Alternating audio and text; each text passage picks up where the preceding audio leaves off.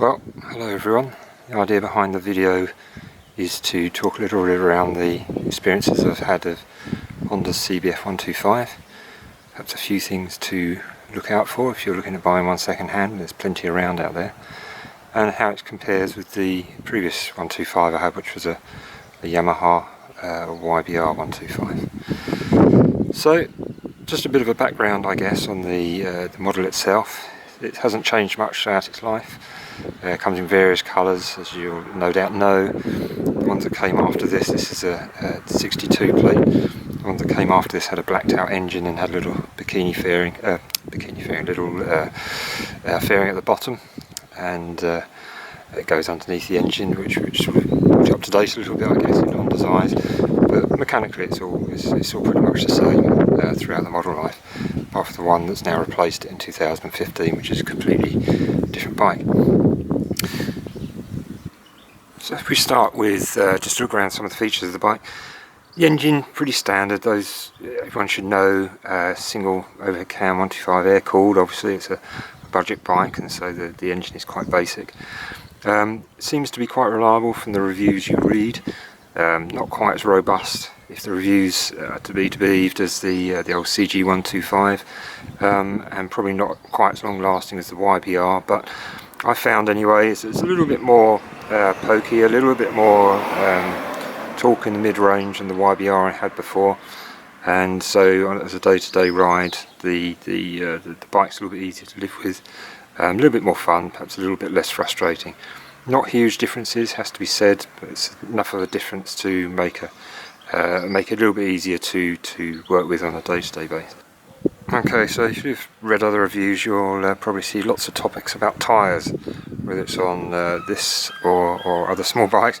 Something that people get really quite animated about, and with good reason, because it's the tyres that keep you safe when the conditions are a bit tricky. As you can see, this one is one of the later bikes, and it had Continental's Contigo tyres on them.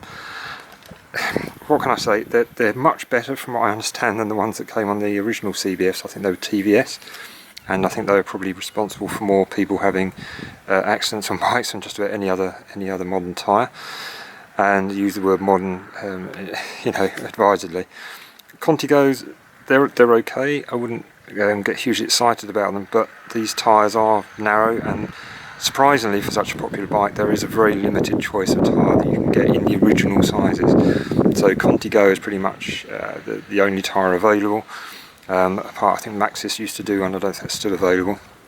Otherwise, what you're looking at perhaps are some slightly oversized tyres which many people fit, and then there's the world opens up a little bit, but you are talking about putting tyres on that aren't necessarily exactly the right size for the bike, so you can make your own mind up what you want to do about that, I guess. Okay, so back to the engine. I know this is probably a little bit boring, but as far as the stills go, I'm trying not to give too much sort of sweeping around and making you dizzy. The idea about the engine shot, just to remind me really about servicing, the basics of the servicing, although this particular one hasn't done that many miles yet. There's no, like the YBR, there's no oil filter as such. If you're used to like a car or a bigger bike that's got a spin-on canister oil filter, CBF doesn't have anything like that. Behind here, if I can poke and hold the camera at the same time, around about here, there is a strainer, if you like, which is a very, very basic kind of oil filter.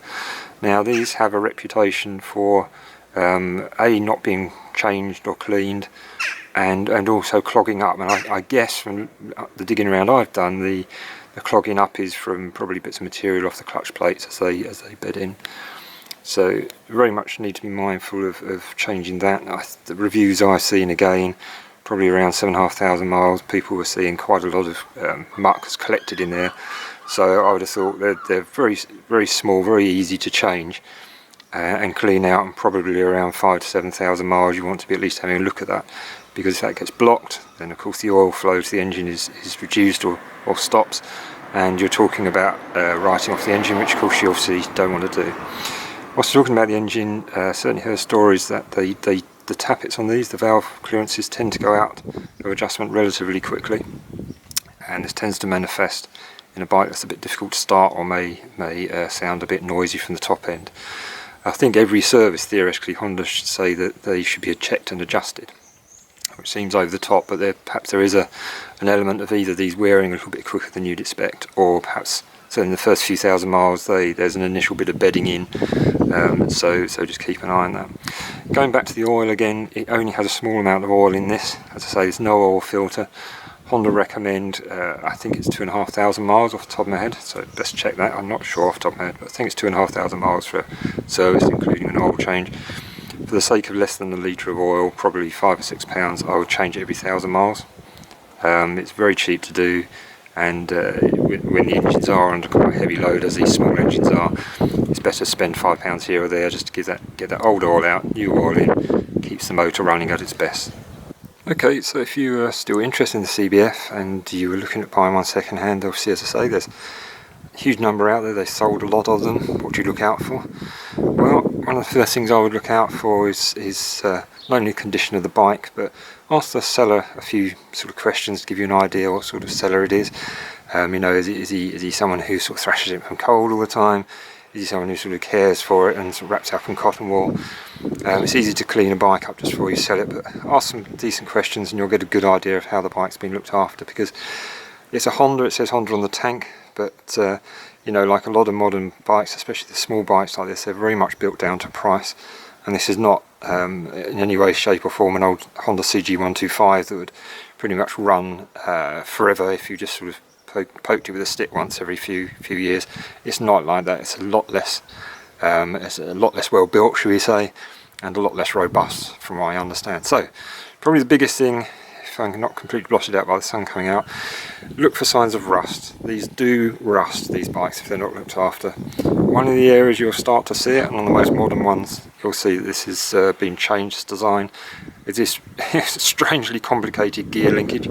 Now you see mine looks quite mucky, but there's not too much rust on it. That's because from new it was coated with ACF 50 or something like that, basically an oily spray, just to keep even the damp off it, let alone the rain or the salt. This area will show signs of corrosion very quickly, rust very quickly, if it hasn't been scrupulously maintained. Around the other side of the bike, the brake lever, the rear brake lever, that will show signs of rust as well. Going to the back of the bike, the swing arm, not huge, not the best bit of painting on there normally, so again they will rust on here quite quickly, and also on the exhaust, on the pillion peg. Let's go around the other side of the bike so it's easier because the sun's behind me now. Again, in these pillion peg hangers, if I can zoom in a little way, and here this will start to show up quite quickly where it rusts. Probably more worrying of all, because these things bolt on, so they can be unbolted and cleaned up and repainted if you have a problem. Slightly more of a worry is if you actually start to look at the frame itself and you just see a bit of the frame around the back. If you actually look under the bike, some of this frame is exposed, and some people have seen some really shocking amounts of corrosion on very young bikes that have done only a few thousand miles on the frame around this area. Whether it's down to preparation or damp when the frame was originally painted in India, who knows, but have a look under here, under this area, because there can be some very serious corrosion under here, and that in the whole, you know, the frame itself, that obviously can be a lot more serious than just prettying up a bit of the bit that bolts onto it. Going as far as corrosion goes, the exhaust, it's a mild steel, obviously it's going to be at this price point, very thinly coated with a lightweight black paint, so this is always going to be a recipe for rusting. The area that seems to be the first to go, and you can see it's even a different colour on mine, even though it's all coated with ACF 50, is around this area here where you get that section which change in diameter. That seems to be one of the earlier places it rusts. And again, as I say, the rear brake pedal is also known for rusting quite badly, quite cheaply made. Does the job, but the finish isn't superb, to say the least. The rest of it is more chrome work around the handlebars, or not the handlebars themselves, but the nuts and bolts that hold the top of the forks together. That will tend to rust as well if it's not particularly well looked after. Signs of crash damage will tend to be the most obvious. Seem to be obviously where people have dropped it on roundabouts, probably due to the rather appalling road conditions and tyres. So look at this tin plate here that covers the exhaust. that will inevitably be shredded and graze if it's been dropped, and it's invariably on the right hand side. The other favourite place, if you look up to the side of the fairing, it sticks out there, and that's invariably the first bit that cops it as well. It's expensive to replace. So bar ends and brake levers are easy to replace. This tends to be more expensive to replace, and that's why it tends to be left and shows up that the bike has been dropped. Okay, so there you have it. I'm sure there's lots of things I wanted to cover and haven't, but that's a brief overview of a few thoughts, I suppose, a collection of thoughts rather than a ride-out review as such. How do I compare it with the YBR? On balance, I'd probably go for another one of these. I think the YBRs are probably slightly better built, even though they have some corrosion problems too, but I think the YBRs are slightly better built.